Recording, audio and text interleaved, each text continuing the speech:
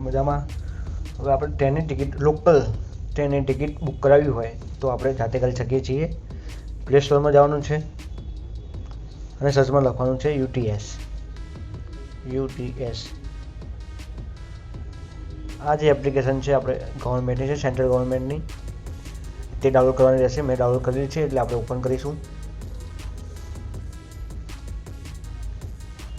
એ login કરવાનું રહેશે. જો તમે રજિસ્ટર ના કરેલું હોય તો એ રજિસ્ટર ક્લિક કરવાનું છે. એ તમારો મોબાઈલ નંબર, એ નામ લખવાનું છે, પાસવર્ડ લખવાનું છે, ફરીથી પાસવર્ડ લખવાનું છે, તમારું જેન્ડર લખવાનું છે, તમારી બર્થડે તારીખ લખવાની છે. આઈ એમ એક્સેપ્ટ ટર્મ એન્ડ કન્ડિશન પર ક્લિક કરીને રજિસ્ટર પર ક્લિક કરવાનું રહેશે. અને તમારા મોબાઈલમાં જે પણ OTP આવે નાખીને રજિસ્ટર કરવાનું રહેશે. રજિસ્ટર કર્યા પછી આપણે લોગિન કરીશું. આપણે એ લોગિન બનાવેલું છે એટલે આપણે ડાયરેક્ટ લોગિન જ કરીશું. લોગિન પર ક્લિક કરીશું.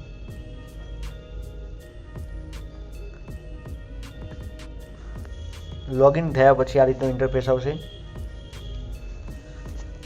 હવે આપણે કઈ જગ્યાએ જવું છે એ પ્લેટફોર્મ, તમે રેલવે સ્ટેશન હોવ તો તેનાથી 200-500 કિલોમીટર દૂર રહેવાનું રહેશે તો તમારી ટિકિટ બુક રહેશે. તે સ્ટેશનની અંદરથી તમે ટિકિટ બુક નહીં કરી શકો.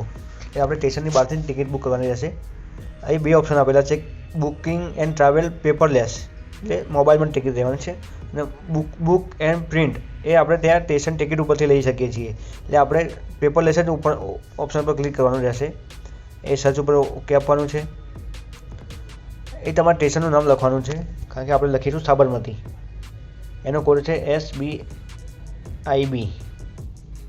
એ સાબરમતી આવી જશે. સાબરમતી તમારે કઈ જગ્યાએ જવું છે તે લખવાનું છે. આપણે એ મહેસાણા છે એટલે ઓલરેડી આપીએ છીએ. એ બાજુમાં આપણું છે નેક્સ્ટ ટ્રેન, એટલે તમારે જે પણ 4 કલાકની અંદર જે ટ્રેન આવવાની છે એ બતાવી દેશે.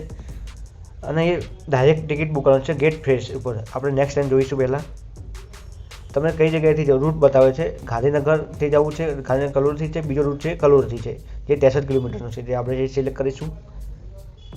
અત્યારે કોઈ ટ્રેન છે નહીં એટલે એ બતાવી દેશે. જો અહીં આપણે ટિકિટ બુકિંગનું પ્રોસેસ બતાવીએ છીએ. હવે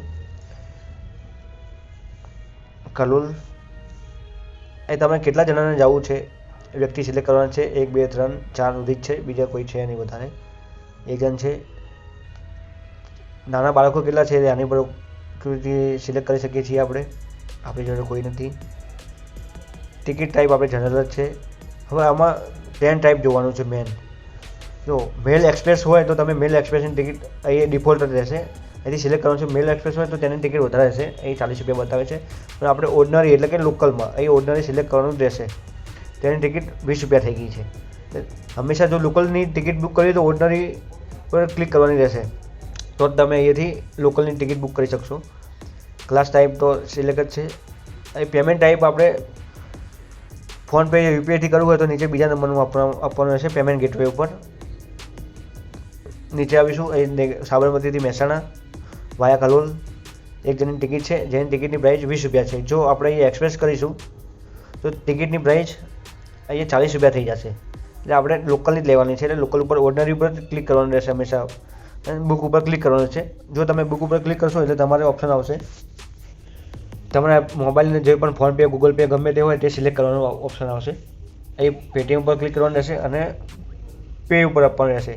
જેવું તમે પે ઉપર આપશો એટલે તમારા મોબાઈલનો જે પણ એપ્લિકેશન હોય બીજા નંબર છે UPI પર, અને તમે જેવું સિલેક્ટ કરશો અહીંયાથી એટલે તમારે ફોનપે હોય કે ગૂગલ પે હોય તે સિલેક્ટ થઈ જશે અને ત્યાંથી તમારે પેમેન્ટ કરી દેવાનું છે.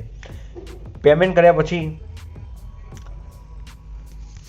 તમારી ટિકિટ બુક થઈ જશે. ટિકિટ બુક થઈ ગયા પછી અહીંયા નીચે આપેલું શો ટિકિટ, તેની પર તમારી ટિકિટ બતાવશે.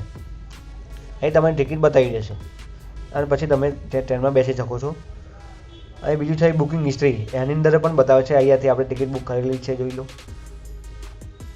તમે અહીંથી ટ્રેન પણ જોઈ શકો છો. પાટણ જોઈએ છીએ, પાટણથી સાબરમતી જોઈએ છીએ. અહીં નેક્સ્ટ ટ્રેન આપીશું તો એ બતાવી દીધું. એ 12:30ની છે. 12:30 વાગે ટ્રેન જાય છે પ્લેટફોર્મ 1 ઉપરથી. આ નેક્સ્ટ 4 કલાકની જે પણ ટ્રેન હોય લોકલ, તમે બેસી શકો છો. આ રીતે તમે ટિકિટ બુક કરી શકો છો.